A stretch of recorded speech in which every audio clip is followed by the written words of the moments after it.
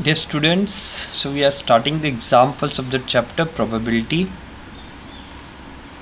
अगर आप मेरे चैनल पर नए हैं तो सब्सक्राइब कर लीजिए चैनल को।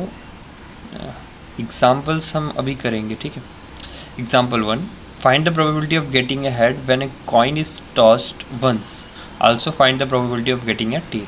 देखो प्रोबेबिलिटी निकालने बोल रहा है कि getting a head when a coin is tossed once, अगर एक बार कॉइन को टॉस किया जाए तो उसकी प्रोबेबिलिटी क्या है कि हेड आ जाए, और उसमें सेम बोला है find the probability of getting a tail, साथ में probability of getting the tail भी हमें निकालना है।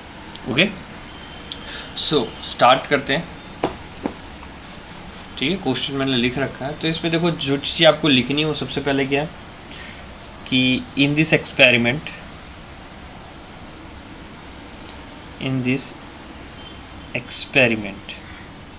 कौन से जो कॉइन टॉस कर रहे हैं, in this experiment of tossing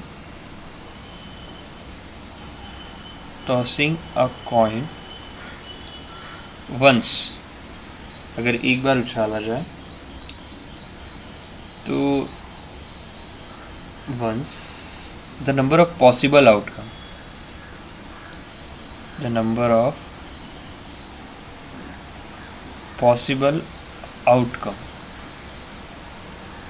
ठीक है। अगर कॉइन को उछाला जाए तो number of possible outcomes head और टेल दो ही होते हैं।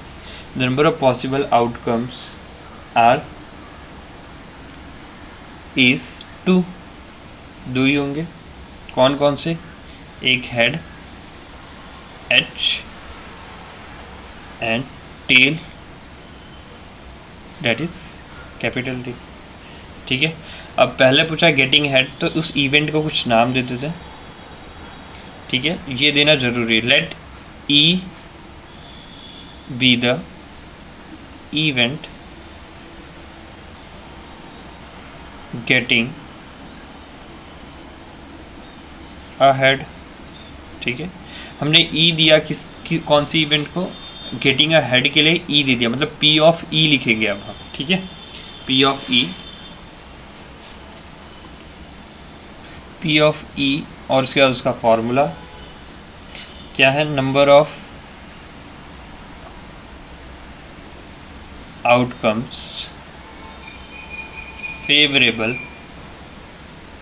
फेवरेबल टू ई का मतलब इवेंट को दे रहे ई, अपॉन में number of possible outcomes. Number of possible outcomes कितने हैं? 2 है। ठीक है, head and tail. Favourable to E कितने हैं? गेटिंग ए हेड, तो एक बार में एक ही आ सकता है। ठीक है, तो यहाँ पे आ जाएगा P of E equals to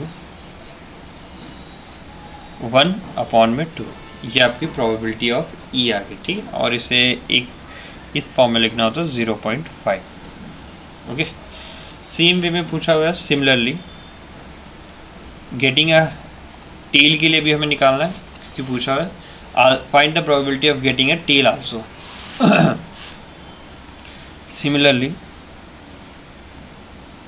if, अब ई वहाँ पे इवेंट था तो ई इसको नाम नहीं दे सकते उसी क्वेश्चन के अंदर, तो एफ दे देते हैं। Similarly if F is the event getting a tail, हमें टेल के लिए निकालना है, getting a tail. So again P of F equals to, यही सेम फॉर्मूला लिखेंगे, number of outcomes favourable to F, ये एफ इवेंट का नाम लिखा है हमने, एफ अपॉन में number of possible outcomes again 2 ही रहेगा। फेवरेबल टू एफ क्या हो जाएगा? Again 1 upon P of F equals to 1 upon में 2, जिसे हम फर्दर क्या लिख सकते हैं? 0.5। ओके, यहाँ तक ये क्वेश्चन खत्म होता है।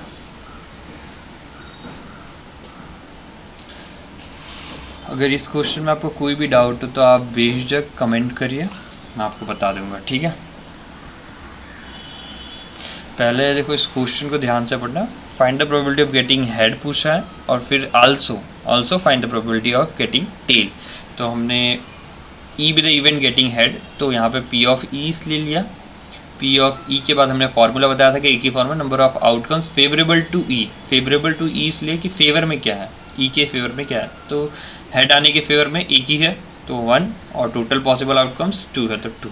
सिमिलरली एफ इवेंट के, F is the event getting tail, तो एफ के फेवरेबल में क्या अगेन एक बार आना और टोटल पॉसिबल आउटकम्स 2, तो अगेन 0.5, ठीक है। और एक चीज़ ध्यान रखना, एलिमेंट्री इवेंट देखो यहाँ पे टोटल एलिमेंट्री इवेंट्स 2 हैं, एक तो ई दूसरा है। अगर इन दोनों का कभी भी सम करोगे ना तो वो सम किसके बराबर आना चाहिए, 1 के बराबर आना चाहिए। तो हम समझते क्या कि हमारा सम क्या है, राइट। अगर उससे कम या ज़्यादा है तो नहीं आएगा, ठीक है।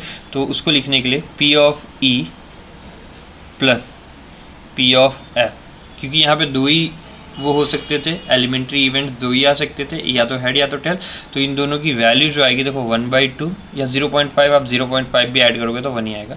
2/2 तो ये हो जाएगा 1।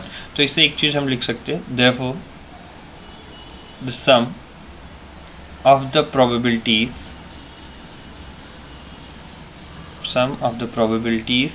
ऑफ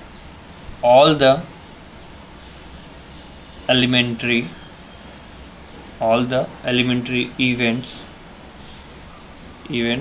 of an experiment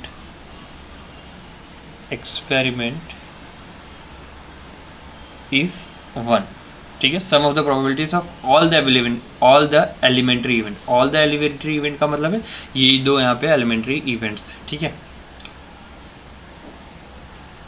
तो उनके सम किसके बराबर आने चाहिए, 1 के बराबर आने चाहिए। अगर पूछा जाए क्वेश्चन में कि आप एलिमेंट्री इवेंट्स का भी सम करके बताइए या फाइंड द एलिमेंट्री इवेंट्स, तो ये करना है आपको।